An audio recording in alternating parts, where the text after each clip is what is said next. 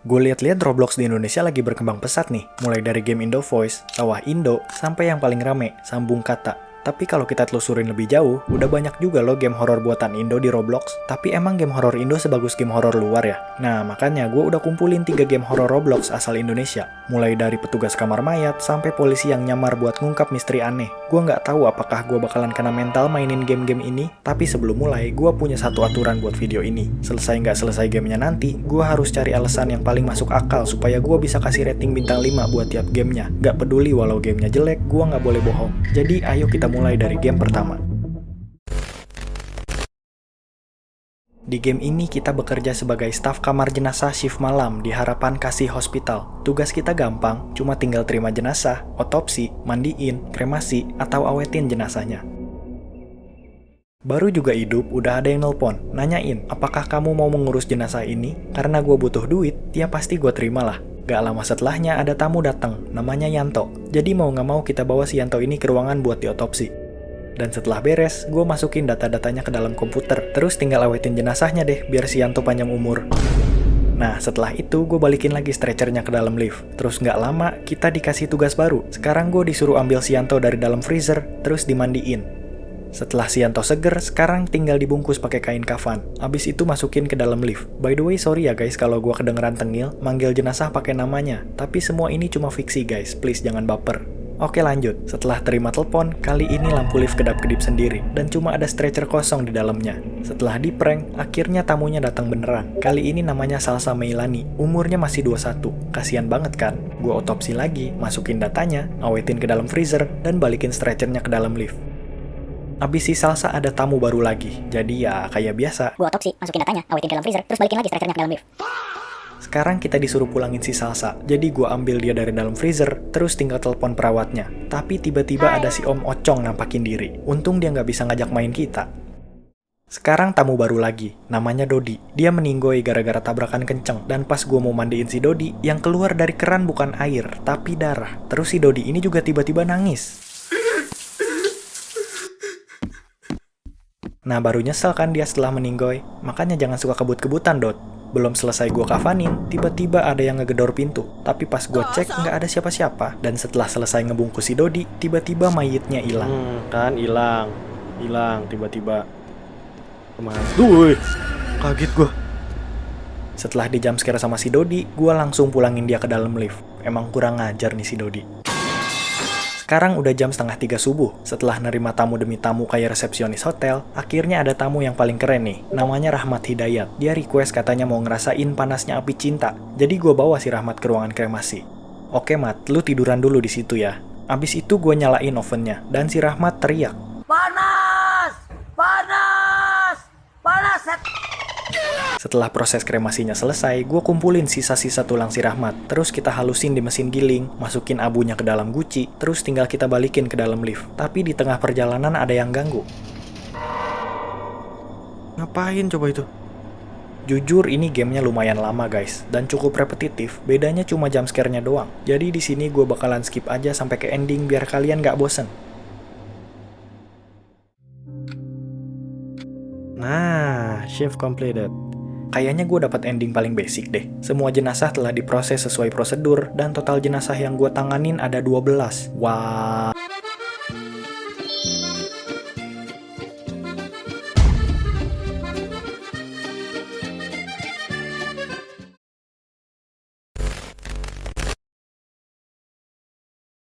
Sekarang kita jadi investigator. Kita muncul di rumah sakit terbengkalai. Misi pertama kita yaitu cari meja pasien. Ya udah deh, gue keliling sebentar dan akhirnya gue nemuin dompet plus meja pasiennya. Dan kalau kalian lihat di pojok kanan, kita disuruh taruh kacamata, dompet, sama jam tangan. Berarti misi kita sekarang adalah cari 3 barang itu. Karena gue udah nemuin dompet, jadi gue explore ke kamar-kamar lain. Gue nemuin barang kedua, kacamata. Dan gak jauh dari sana ada barang terakhir, jam tangan. Sekarang kita tinggal balik ke meja pasien buat naruh 3 barang ini. Setelah gue taruh semua barang di atas meja, tiba-tiba muncul kamera. Dan waktu gue ambil kameranya, sekarang kita disuruh ambil foto pocong. Nah, gitu ya. Buset, ini pocong kayaknya pengen jadi selebgram ya. Narsis banget. Dan setelah kita berhasil foto pocongnya, kita tiba di stage kedua. Sekarang kita disuruh cari meja kerja dokter, pulpen merah, ID card, dan papan klip. Baru mau jalan, tiba-tiba udah ada si Ocong aja. Beda dari game sebelumnya, Ocong di sini lebih galak.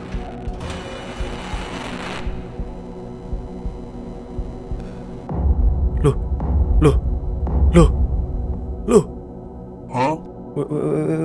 Wait. Oke. Nyaris gue kena seruduk.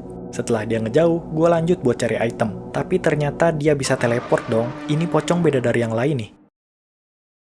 Sekarang dia udah beneran jauh. Gue masuk ke ruangan baru dan nemuin pulpen merah, plus meja dokternya juga. Tapi si Ocong ini kayaknya nggak seneng sama orang pemberani kayak gue. Jadi dia terus teleport ke deket gue. Emang seenak jidat nih dia teleport. Sambil ngehindarin pantauan si Ocong, akhirnya gue berhasil masuk ke toilet. Di situ gue nemuin papan klip sendirian di dalam jamban. Jadi ya gue ambil lah. Sekarang tinggal satu item lagi. Beres dari toilet, gue masuk ke ruangan operasi. Di sini gue nemuin item terakhir. Jadi gue langsung balik ke meja si dokter. Dan pas gue mau taruh barang-barangnya di meja, tiba-tiba... Sabar, kok merah. Nah, loh. Untung pas.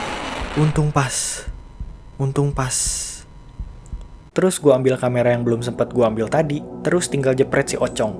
Nah, ini dia. Siap-siap, 1. Cheese! Mantap. Lanjut ke stage 3.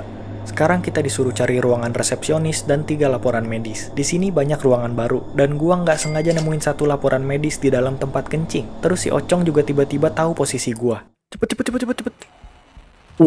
On time dong. Nyaris gua kena seruduk lagi.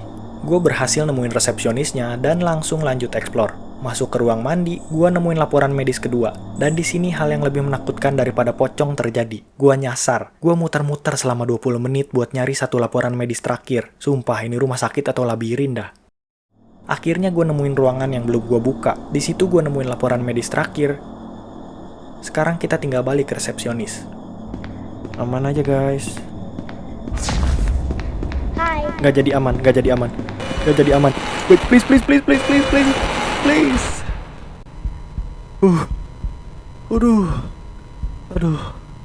Aduh, lemes gue sebadan-badan. Akhirnya gue sampai ke ruangan resepsionis. Gue kunci pintu, masuk loker. Nafas udah Senin Kamis nih. Gue nunggu si Ocong pergi biar aman. Dan tiba-tiba... Sumpah, ini jumpscare paling serem di abad ini.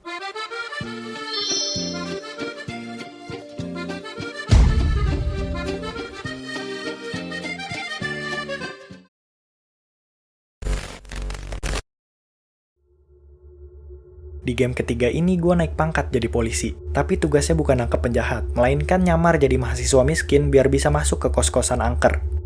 Baru nyampe gerbang, bapak kosnya udah ngejek dompet gue. Pak, jangan sombong dulu, lu nggak tahu aja gue polisi. Misi pertama gue disuruh cari ibu kos, tapi di sini gue berasa jadi bola pingpong. Disuruh ke kamar 214, malah ketemu Bang Windah. Bang, lagi ngapain di sini?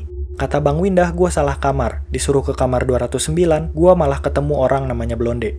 Malah dibilang ibu kos ada di kamar 201. Sumpah, ini kos-kosan apaan sih? Pas mau ke kamar 201, tiba-tiba muncul Mr. Beast. Ya, kalian gak salah denger, Mr. Beast di Roblox Indo. Bukan yang ngasih $1 juta, dia malah nyuruh gue diem dan bersembunyi. Sorry Jimmy, jiwa polisi gue bergejolak nih. Gue tetap lanjut jalan dan masuk ke kamar ibu kos. Gue diceramahin gara-gara gue main masuk aja. Terus gue disuruh ambil kunci dalam toilet. Kamar mandi ini? Oh, woi, kampret. Masuk ke kamar, gue langsung tidur. Tengah malam ada suara berisik. Pas gue cek, kos ini udah jadi tempat kejadian perkara. Kamar Bang Windah, beliau udah wafat bro. Kamar Mr. Beast, isinya kode-kode warna yang bikin otak gue panas. Gue harus muter-muter nyari kunci hitam, biru, putih, hijau, kuning, merah. Gue udah kayak tukang kunci keliling, bukan polisi lagi. Masuk ke kamar 215, gue nemuin si ibu kos lagi nyiumin lantai. Kurang kerjaan banget kan? Masuk ke ruangan rahasia di situ, gue nemuin pintu. Waktu masuk, kita muncul di labirin, dan untuk keluar dari sini, kita perlu aktifin 4 panel hijau kayak gini. Tapi nggak segampang itu guys, di sini kita juga dikejar sama makhluk aneh ini.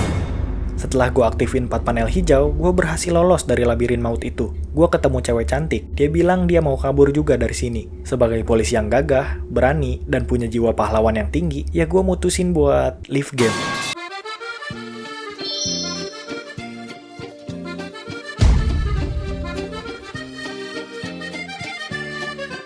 Jujur gue nggak nyangka hari ini bakalan seabsurd ini guys. Di video ini gue belajar kalau jadi petugas kamar mayat itu butuh kesabaran ekstra. Apalagi kalau jenazahnya hobi hilang-hilangan kayak si Dodi. Gue juga belajar kalau lawan pocong yang bisa teleportasi itu sia-sia. Karena musuh sebenarnya adalah sinyal kita sendiri.